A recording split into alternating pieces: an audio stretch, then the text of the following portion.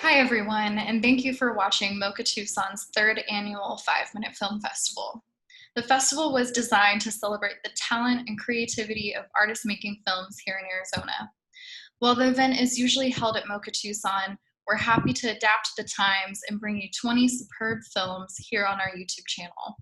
The films were selected by a panel of judges from MoCA Tucson, Loft Cinema, the University of Arizona, Film Tucson, and our generous event sponsor, the UA Hanson Film and TV Institute. Thank you to our members, Board of Trustees, and ambassadors for making this event possible. And thank you to all the artists who submitted their work to the festival. Be sure to follow MoCA on Instagram and Facebook to stay up to date on future events. Now enjoy the festival.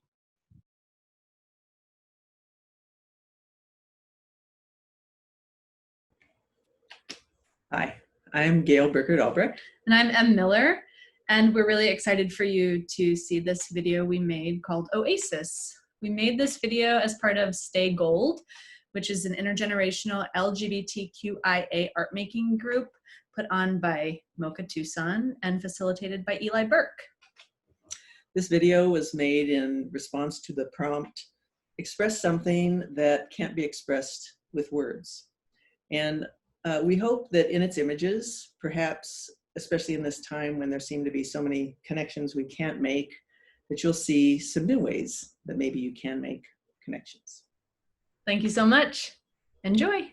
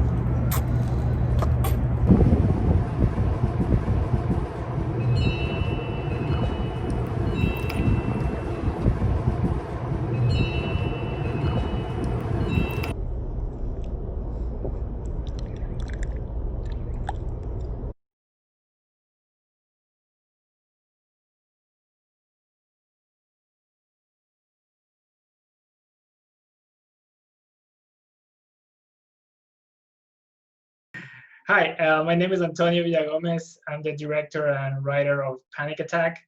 I just want to give a quick shout out to Brendan Guy Murphy, who is the actor. He's the actor in the film. He's a local actor and filmmaker.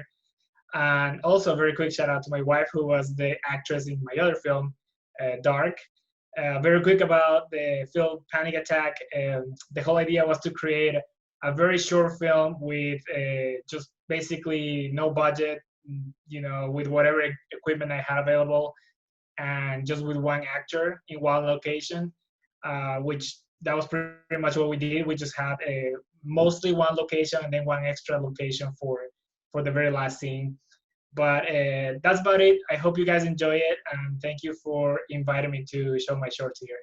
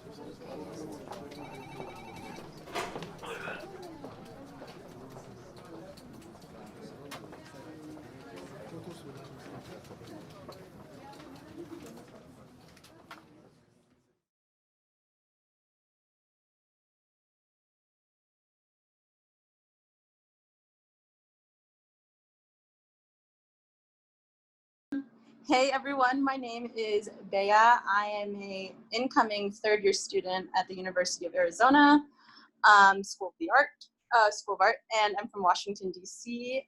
My piece, Triathlon, pretty much my quarantine piece, but it was pretty much me trying to track my mother's and father's immigration movements to Washington, D.C., to the United States. They both immigrated to Guatemala, and I just wanted to understand their movements better. And so a lot of it was me like thinking about the terrain and the borders and the different ecosystems that they were crossing to come to the United States and start a whole new life somewhere. And pass the baton on to me. And so a lot of that, movement is very bumpy and it's challenging terrain to cross. And even when you do come to the United States after your parents have gone through all this crap, you still get here and you feel like unaccepted, especially with our current administration. It just feels like after all of this, after all that my parents did, it still feels like you are not accepted after this triathlon that you've gone through. So that's kind of what the piece is about. And I start in a very like personal space, and it allows me to kind of understand my place in a much larger issue. So yeah, it's pretty much it.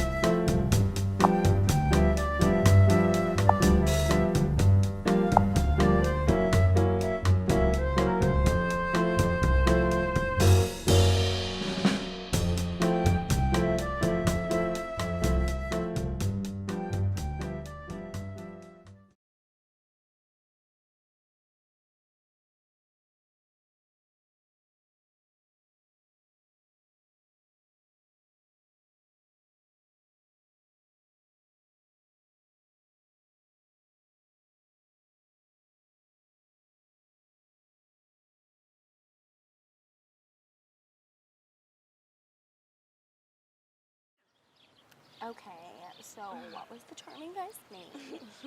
Johnny. Johnny? Is he white? He's 6'2". 6'2". Oh, yeah. Oh. Very specific. Okay. Oh. Ooh. Yum. I know, right? Dude, I'm trying to get fucked up. Hey there. Wow, hi. My sisters dared me to come talk to you. Yeah, they dare you to do anything else? Maybe if you play your cards right. I like the whole glitter thing you got going on. So, what do I call you three? Besides gorgeous. I'm Serena. Pearl. I'm Venus. What's your name? Trent. This asshole's Murph, and that's Lachlan. Hello. Murph. Oh, that's a sexy name. So, what's fun to do around here? Us. I don't know. I mean, I guess it depends on what you're into. I can tell you what I hope to be into. Lachlan. Yeah? Truth or dare? Hey, only pussies pick truth. Dare, I guess. I dare you all to come in here with us. Not exactly my trunk, sweetheart. Well, you're wearing something under that, aren't you?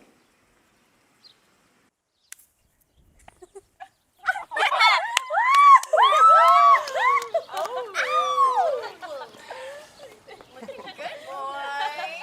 Yes! Come on. We promise it's warm.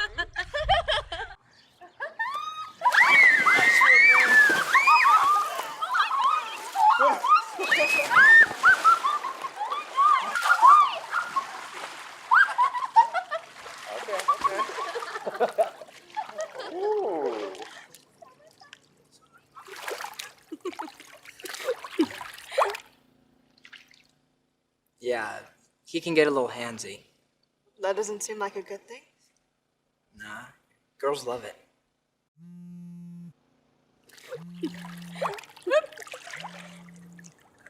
Hey, 1 second.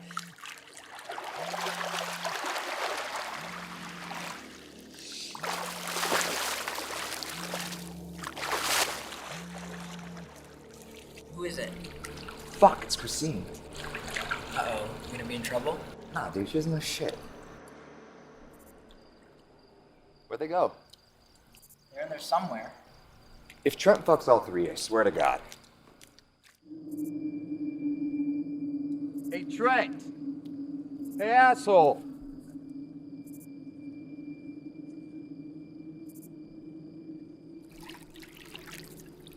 Murph, you good? Dude, what the fuck is going...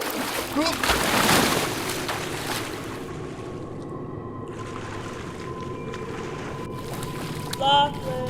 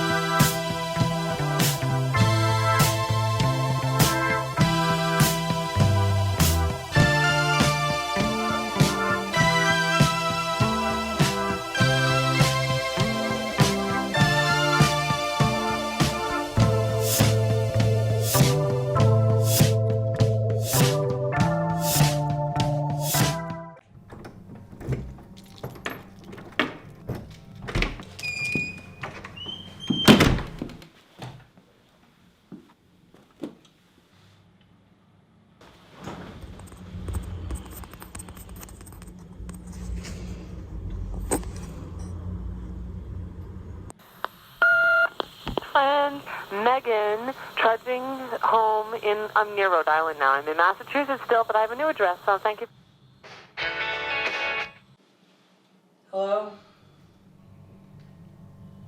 I will be there soon.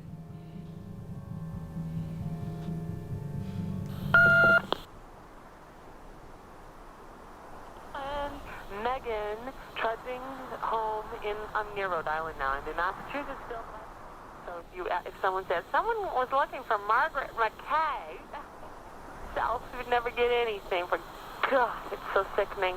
But I just wanted so that you can get home and it'll be cold, but it'll warm you up just to hear my voice. Sure. Okay. I shall write you a line, and by the way, I'm 30, and I don't have any gray hair.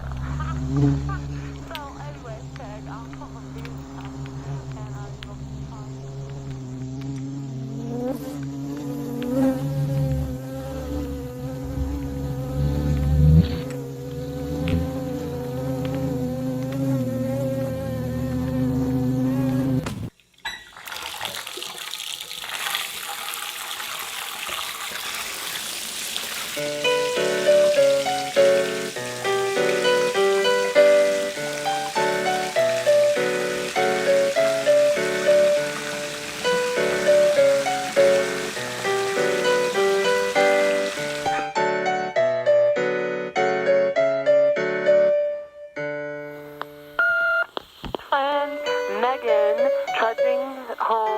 I'm near Rhode Island now. I'm in Massachusetts still, but I have a new address, so thank you for giving me your new address so I can write you. I'd love to hear a letter. By the way, I'm 30, and I don't have any gray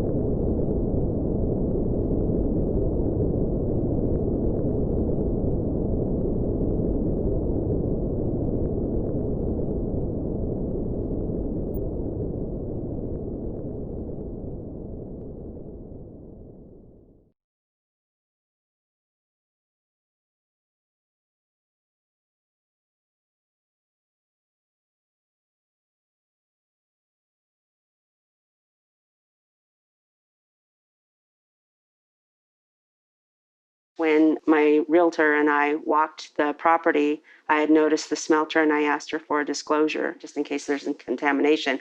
And she said, "Oh, Rose, no, no, no. They couldn't build on contaminated land." Well, sure enough, they did. So I did more research and then found out that this whole area was railroad. Where my house sits right now, it was the dumping station between the trucks and the trains. And so there was a lot of spillage here. So it was highly contaminated with arsenic and lead and beryllium and other cadmium and things like that. It was disheartening knowing that I had asked in the beginning if this was contaminated and it wasn't told to me that it was. I'm shocked that it wasn't taken care of and that people were allowed to move in and nothing was done, nothing was said. I came unglued. I swear I thought, if something happens to my child, I don't know what I'm going to do, but I'll do something. Landon, my son, at the time was 4. The fear before Landon even got tested that he might be, contaminated with arsenic and lead, it impacted my family. And then when we did the urine and the nails to find out that there's traces of arsenic in him, there's not much I can do. Even his pediatrician says that he's functioning fine, but that's now. That mama bear comes out when you find out that your child is being contaminated and it could have been prevented. But I was very angry, very angry. Being a mom, knowing that there's other children out there, knowing that there's frail older people out there, who knows the exposure that we've had. I often wonder myself, will anybody remember? Will anybody know what actually happened here? We're not like Flint, thank God. We're not like those that have been truly impacted, but because it is bad. All over the world it's bad, but we're still impacted. It's still here. And so hopefully somebody will learn from our mistakes.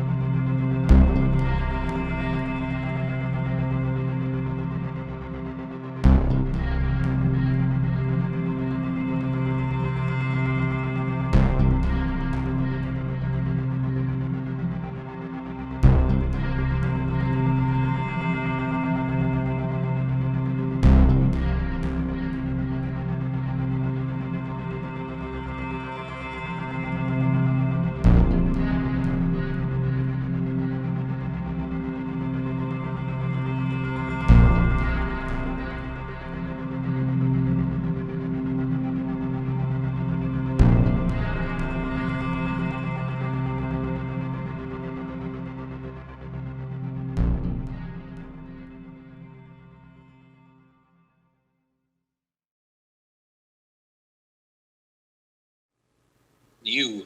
Me? You. Me.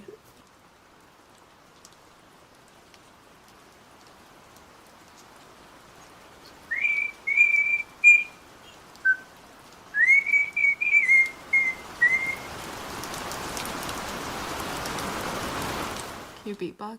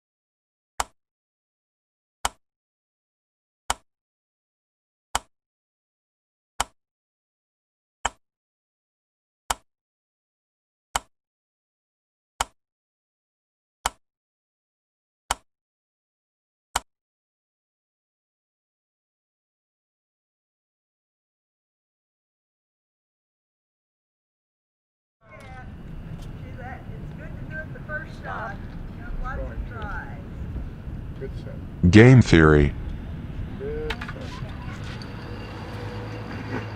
Uh-oh. Uh-oh. I'm going to join you. No, I'm going to knock you out. Stop with me!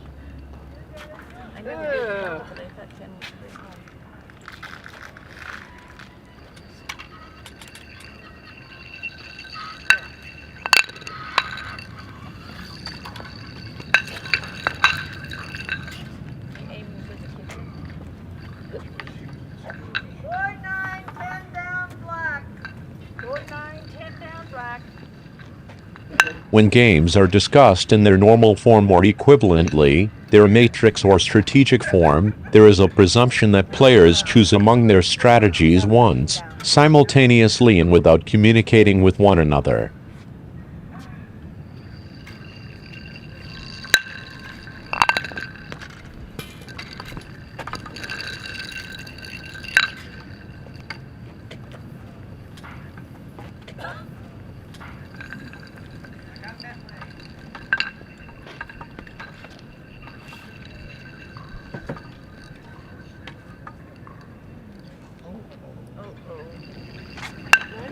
Shelby.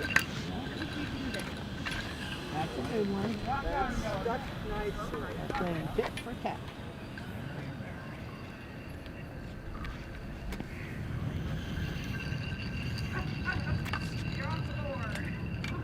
Not yet. Dead puck.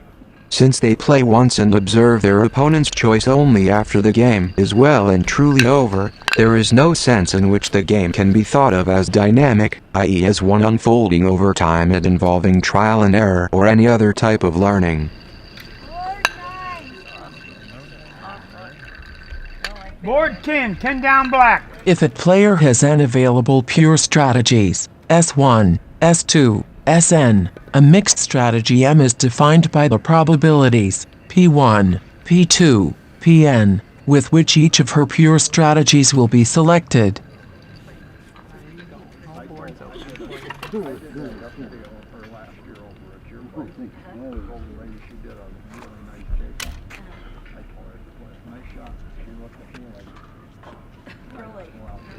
One player believes that the others believe that one believes, that all believe that each is instrumentally rational ad infinitum. That is, we are asked to imagine a sentence of infinite length which, naturally, contains the verb believe s an infinite number of times. A strategy is weakly dominant if it guarantees a player, for each choice of the opposition, at least as good a payoff as does any other of his or her strategies, as well as higher payoffs for at least one choice by the opposition. As for weakly dominated strategies, they guarantee a player lower payoffs for at least one of the opposition's moves and, as far the remainder are concerned, they guarantee payoffs which are no better but also no worse than the ones she or he would have received from some other strategy.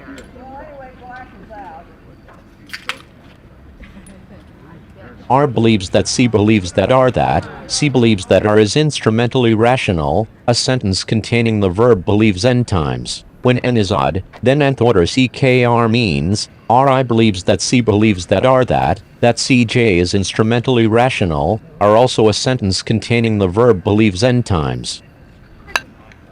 Similarly for player C.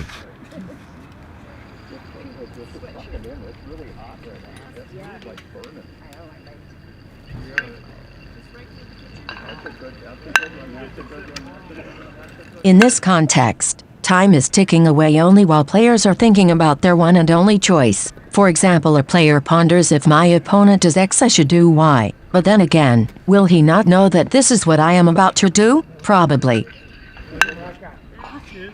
Looks promising.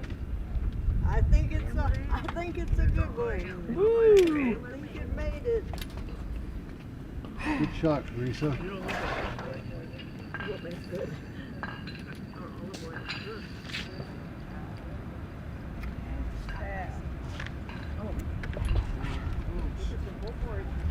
Dead puck. Wait a minute, Les, while I get it off of here.